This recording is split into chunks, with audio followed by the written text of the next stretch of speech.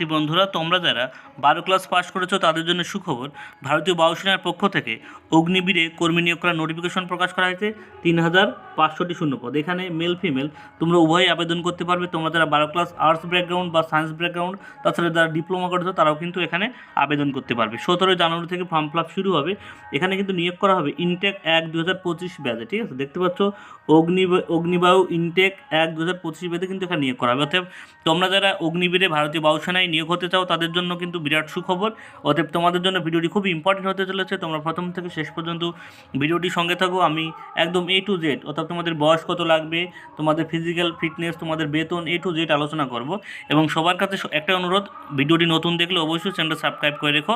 চলো দেখে নিই। প্রথমে তোমরা দেখতে পাচ্ছ এখানে কিন্তু 17 জানুয়ারি থেকে ফর্ম ফিল আপ শুরু হবে 2024 তারিখে। ঠিক আছে, এবং এটা চলবে 6 ফেব্রুয়ারি 2024। ঠিক আছে, 17 জানুয়ারি থেকে ফেব্রুয়ারি 2024 তারিখ কিন্তু ফর্ম ফিল আপ চলবে। ঠিক আছে, ইনটেক 1/25 কিন্তু এখানে নিয়োগ হবে। ঠিক আছে, এখানে তোমাদের অনলাইনে, এখানে বলছে আনমেরিড, দেখতে পাচ্ছ অনলাইনের মাধ্যমে নিয়োগ করা হবে। আনমেরিড, এখানে মেল ফিমেল দুজনেই কিন্তু এখানে আবেদন করতে পারে। দেখতে পাচ্ছ এখানে air force online application form unmarried male and female, অর্থাৎ তোমরা যারা এখন তোমাদের যারা অবিবাহিত তারাই কিন্তু এখানে শুধুমাত্র আবেদন করতে পারবে, ছেলে এবং মেয়েরা। ঠিক আছে, এখানে কিন্তু ছেলে এবং মেয়েরা এখানে আবেদনটা করতে পারবে। ঠিক আছে, চলো এবার দেখে নিই তোমাদের দেখতে এলিজিবিলিটি ক্রাইটেরিয়া।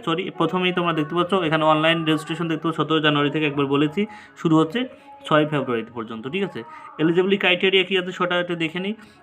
এখানে এলিজিবিলিটি ক্রাইটেরিয়া তোমরা দেখতে পাচ্ছ ডেট অফ বার্থ, অর্থাৎ তোমরা দেখতে পাচ্ছ তোমাদের তাদের বয়স দেখতে পাচ্ছ এখানে 2রা জানুয়ারি 2024 থেকে 2রা জুলাই 2007 পর্যন্ত তাদের বয়স, তারা কিন্তু এখানে ফর্ম ফিল আপটা করতে পারবে। ঠিক আছে, এর মধ্যে তাদের বয়স, তারা কিন্তু এখানে ফর্ম ফিল আপটা করতে পারবে। এখানে এডুকেশন কোয়ালিফিকেশন আছে। এখানে আর্টস সায়েন্স ব্যাকগ্রাউন্ডের স্টুডেন্ট তোমরা যারা আছো তাদের ক্ষেত্রে এখানে ম্যাথ ফিজিক্স ইংলিশ যাদের 50% মার্ক আছে তারা কিন্তু এখানে কিন্তু 50% মার্ক লাগে মিনিমাম ইংলিশে। তাই ঠিক আছে, এখানে মিনিমাম 50% লাগবে এবং অল ওভার এতেও কিন্তু আমাদের 50% মার্কটা লাগবে। তাছাড়া তোমরা যারা 3 ইয়ারে ডিপ্লোমা কোর্স করেছো ইঞ্জিনিয়ারে, mechanical, electrical, electronics, automobile, computer science, তারাও কিন্তু এখানে ফর্ম ফিল আপ করতে পারবে। এখানে 50% মার্ক লাগবে ইংলিশে। ঠিক আছে, এবং যারা আদার্স ব্যাকগ্রাউন্ড, অর্থাৎ তোমরা যারা আর্টসের স্টুডেন্ট আছো, আর্টস বা তোমরা যারা কমার্সের স্টুডেন্ট আছো তাদের ক্ষেত্রেও কিন্তু এখানে শুধুমাত্র 50% মার্ক লাগবে। যে কোনো ইউনিভার্সিটি তোমরা 12 ক্লাস পাস করলে এবং ইংলিশে 50% মার্ক লাগবে এবং অল ওভার কিন্তু 50% মার্ক থাকলেই তোমরা কিন্তু এখানে ফর্ম ফিল আপ করতে পারবে। অতএব তোমাদের কিন্তু অগ্নিবীরে এখানে তোমাদের আর্টস ব্যাকগ্রাউন্ডের ছেলেমেয়েরা এবং ডিপ্লোমা এবং আদার্স যারা আর্টস বা কমার্সের আছো তারা কিন্তু সবাই এলিজেবল ফর্ম ফিল আপ করার জন্য, শুধুমাত্র ইংরাজিতে 50% মার্ক থাকলে। এবার চলো এবার মেডিকেল স্ট্যান্ডার্ড কী লাগবে সেটা একটু দেখে নিই। তোমরা দেখতে পাচ্ছ মেলদের ক্ষেত্রে এখানে তোমাদের হাইট লাগবে মিনিমাম 152.5 সেন্টিমিটার এবং ফিমেলদের ক্ষেত্রে হাইট লাগবে 152 মিনিমাম। দেখতে পাচ্ছ মেলদের 152.5 সেন্টিমিটার এবং ফিমেলদের ক্ষেত্রে হাইট লাগবে 152 সেন্টিমিটার। ঠিক আছে, এবং তোমরা যারা নর্থ ইস্ট রিজনে ক্যান্ডিডেট উত্তরাখণ্ডে তাদের কিন্তু মিনিমাম 147 সেন্টিমিটার লাগবে। ঠিক আছে, এবং এরপর দেখছো ওয়েট কিন্তু এখানে কোনো ম্যান্ডেটরি না। এখানে চেস্ট তোমরা দেখতে পাচ্ছ এখানে কিন্তু 77 সেন্টিমিটার লাগবে এবং ফুলিয়ে 5 সেন্টিমিটার তোমাদের কিন্তু ফুলাতে হবে। ঠিক আছে, এবার তোরা দেখে নিই তোমাদের এখানে তোমাদের কিন্তু 4 বছরের জন্য নিয়োগ করা হবে। ঠিক আছে, দেখতে পাচ্ছ এখানে কিন্তু 4 বছরের জন্য তোমাদের 4 ইয়ারের জন্য নিয়োগ করা হবে। তারপর কিন্তু তোমাদের কিছু স্টুডেন্টের বা কিছু যারা তোমরা চান্সটা পাবে তাদের কিন্তু পারমানেন্ট করা হবে এবং তাছাড়াও বাদ বাকিদের কিন্তু একটা স্কলারশিপ সহ বিভিন্ন রকম সার্টিফিকেট তোমাদের দেওয়া হবে। ঠিক আছে, এবার তোমাদের বেতনটা কত দেওয়া আছে, পে অ্যালাউন্স দেখতে পাচ্ছ প্রথম 4 বছরের বেতন এখানে কিন্তু লিস্ট দেওয়া আছে। দেখতে পাচ্ছ 1 2 3 4। ঠিক আছে, এখানে প্রথম বছর তোমরা বেতন পেয়ে যাবে 21,000। তাছাড়াও এখানে 9,000 টাকা তোমাদের, এখানে দেখছো 9,000 টাকা, তারপর এখানে 9,000 টাকা তোমাদের কিন্তু বিভিন্ন রকম ফান্ড থাকবে, সেই সব ফান্ডে তোমাদের জমা পড়বে এবং লাস্টে কিন্তু তোমাদের দ্বিতীয় বছরে তোমাদের বেতন দেখতে পাচ্ছ 23,000 টাকা, তৃতীয় বছরে 25,550 টাকা, চতুর্থ বছরে কিন্তু 28,000 টাকা। ঠিক আছে, তারপরে এখানগুলোতে কিন্তু বিভিন্ন রকম ফান্ডে তোমাদের টাকা জমা পড়বে এবং সেটা কিন্তু লাস্ট তোমাদের যখন রিটায়ার্ড মানে 4 বছর পরে তোমাদের কিন্তু 5.0.2 লাখ টাকা তোমাদের একবারে দেওয়া হবে। তাছাড়াও বেতন সহ বিভিন্ন রকম তোমাদের স্কিম আছে, তোমরা সেটা তো জানোই। ঠিক আছে, এবার চলো দেখে নিই তোমাদের অনলাইন টেস্টের ব্যাপারটা। ফেজ 1-এ তোমাদের প্রথমে কিন্তু সিবিডি টেস্ট এক্সাম হবে। ঠিক আছে, তোমাদের আর যারা সায়েন্স স্টুডেন্ট আছো, সায়েন্স সাবজেক্টের যারা আছো তাদের কিন্তু 60 মিনিটের পরীক্ষা হবে। এখানে ফিজিক্স, ম্যাথমেটিক্স এবং ইংলিশ থেকে কোশ্চেন আসবে।